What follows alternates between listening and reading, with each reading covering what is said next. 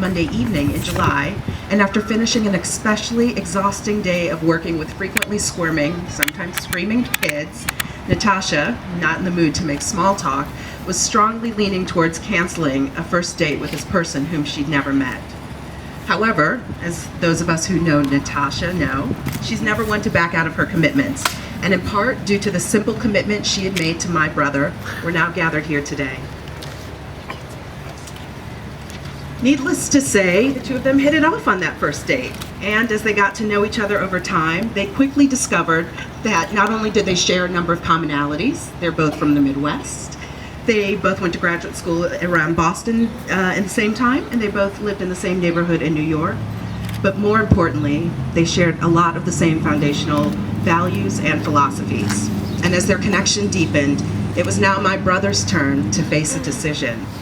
At the time, he'd been in the process of co-founding a company in Africa and had been traveling over to Africa a lot and was strongly considering moving there full-time. Instead, he chose to commit to a budding relationship that seemed very promising, but at the time had no guarantees of success. And in part, due to that commitment my brother made, we are all gathered here today. I've obviously known my brother a very long time, and I've gotten to know Natasha better over the past few months, and I love a number of things about them as a couple. A few being their commitment to each other and their loving relationship. In this digital age, most of us have enjoyed watching their romance blossom on social media through the pics they've posted of their exciting travels. A look at their Facebook pages or their Instagram profiles would have you believe this couple has been on a one-way romantic thrill ride to marital bliss. But underneath that beautifully curated public display, fewer know how much Natasha's commitment, love, and support has helped my brother get through a grueling job hunting process after he decided to stay, or how much Delauno's support for Natasha positioned him not just as a cheerleader, but also a trusted sounding board for her as she continues to grow her business. These commitments to each other, these acts of love, both in the past and especially in the future throughout their lives together, are what we are gathered here today to celebrate. We're all here because we know that this beautiful couple has what it takes to build a lasting and loving relationship. But we also know that no couple withstands the challenges of marriage and life on their own. It takes a community of family and loved ones, all of us, to weave the strength and support into the fabric of every lasting relationship. And this is why we are gathered here today. As their community, let us take a moment to actively commit to providing the love, caring, and steadfast support that this couple deserves as they embark on their journey of partnership. I ask that all of you respond, "We will," to the following pledge. Everyone that's here today, will you pledge to surround Natasha and Delauno in love, blanketing them in the joys of your friendship and supporting them in their marriage? We will. Thank you.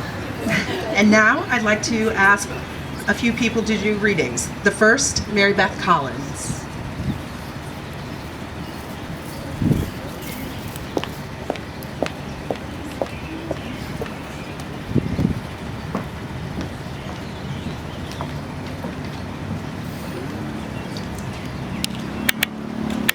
Love is a temporary madness. It erupts like volcanoes and then subsides. And when it subsides, you have to make a decision. You have to work out whether your roots are so entwined together that it is inconceivable that you should ever part. Because this is what love is. Love is not breathlessness. It is not excitement. It is not the promulgation of eternal passion. That is just being in love, which any fool can do. Love itself is what is left over when being in love has burned away, and this is both an art and a fortunate accident. Those who truly love have roots that grow towards each other underground, and when all the pretty blossoms have fallen from their branches, they find that they are one tree and not two.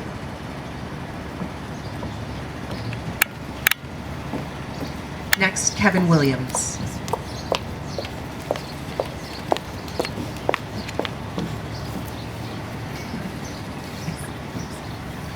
Odds are, if you were raised in a Western culture, you think of emotions as largely individual events.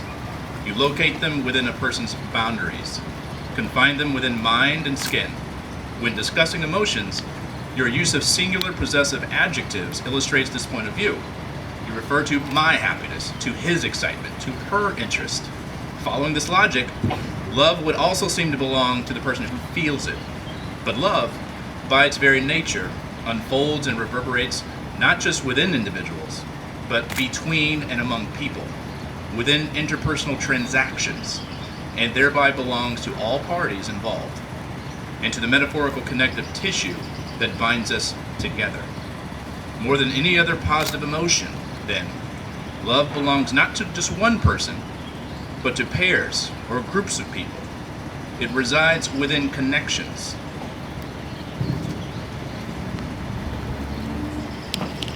Honor the couple by sharing our love not just with them, but with each other.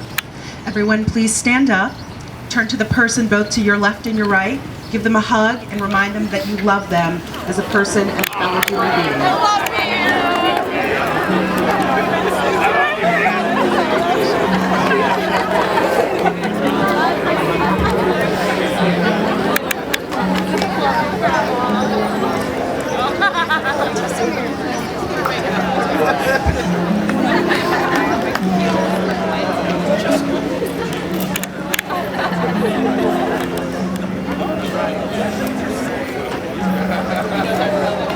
Okay, you don't have to hug every single person here.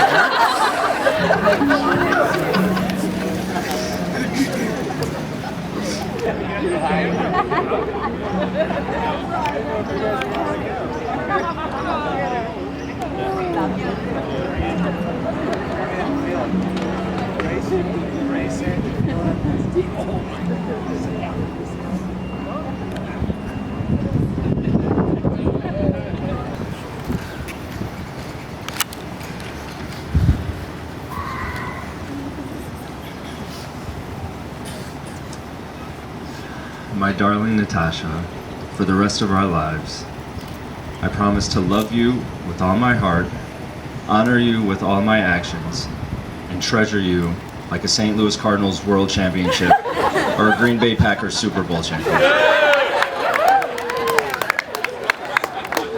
I promise to always work hard to support your growth as a partner, as a professional, and as a person.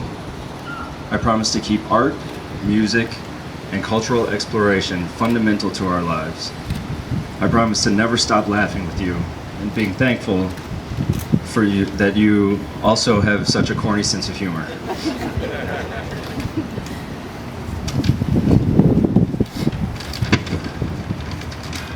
I promise to never stop holding you or reminding you how beautiful you look in every outfit that you try on, so just pick one already. When we fight, after I've settled down, I promise to remind myself that underlying your position is a foundation of love and partnership. Also, when we fight, after I've settled down, I promise to remind myself what an amazing job you did organizing this entire wedding all by yourself. Natasha, you are my best friend. You're the best thing that's ever happened to me.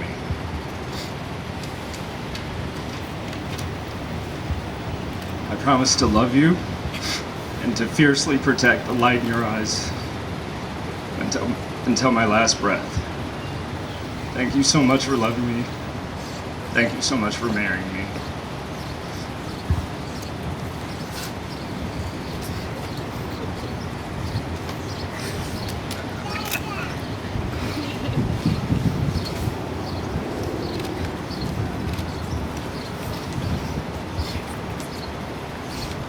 My beloved Delauno, today, tomorrow, and every day for the rest of our lives, I promise to love you with every ounce of my being. I promise to be loyal and faithful to you, and to always treat you with kindness, respect, and patience, even when I trip over your shoes in the middle of the floor. I promise to always put our family first, and to always make time for you, no matter how hectic our lives become. As a family, we will build a home filled with love, learning, and constant laughter. When we argue, I promise to respect our differences and be patient and allow you time to settle down, as I curb my type A desire to find a solution immediately. I promise to work with you to foster and cherish a relationship of equality and mutual respect, knowing that together we will create a life far more wonderful than either of us can imagine alone. I promise to share in your dreams and support you as you strive to achieve your goals. Yes, that means always cheering for the St. Louis Cardinals, even when they are playing that team that shall be left unnamed. Most importantly, I promise to never let you question how much I love and cherish you. Delauno, you are my best friend and my absolute favorite person on this planet. I promise to be your partner in crime, your co-adventurer, your lover, your ally, your biggest supporter, and your most honest critic through anything life throws at us, until my dying day. I love you.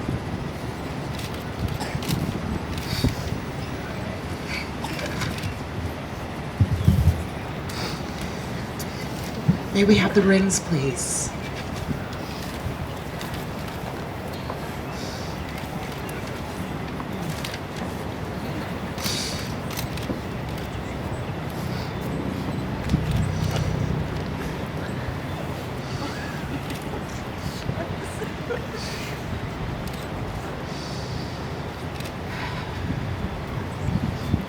Delauno, repeat after me.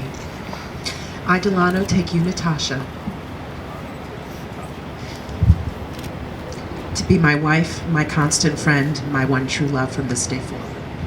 To be my wife, my constant friend, my one true love from this day forward.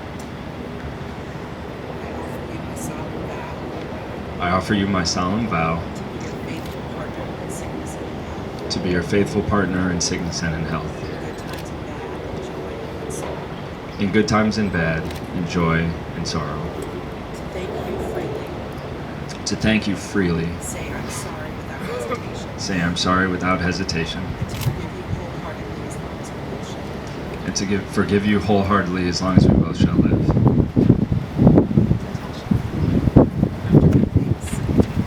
I, Natasha, take you, Delauno. I, Natasha, take you, Delauno. To be my husband, my constant friend, my one true love from this day forward. To be my husband, my constant friend, my one true love from this day forward. I offer you my solemn vow to be your faithful partner. I offer you my solemn vow to be your faithful partner In sickness and in health, good times and in bad, in sickness and in health, in good times and in bad, in joy as well as sorrow. in joy as well as in sorrow. To thank you freely, So thank you freely. say I'm sorry without hesitation, Say I'm sorry without hesitation, to forgive you wholeheartedly as long as we both shall live. and to forgive you wholeheartedly as long as we both shall live. Sister Joyce.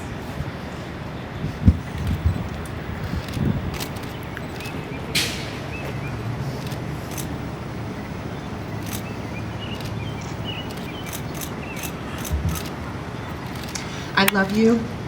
I thank you. I'm sorry. I forgive you. Natasha and Delauno, these rings are a symbol to always remind you of those simple phrases. When you see those rings, I want you to think about your partnership. It is an unbroken circle that has no beginning and no end. May your married life grant you patience, tolerance, and understanding. May you always need one another, not so much as to fill your emptiness, but to help you know your fullness. And now, it gives me the greatest pleasure to be standing here and joining these two wonderful people together to create a marriage. By the power vested in me, it is my tremendous honor to pronounce you husband and wife.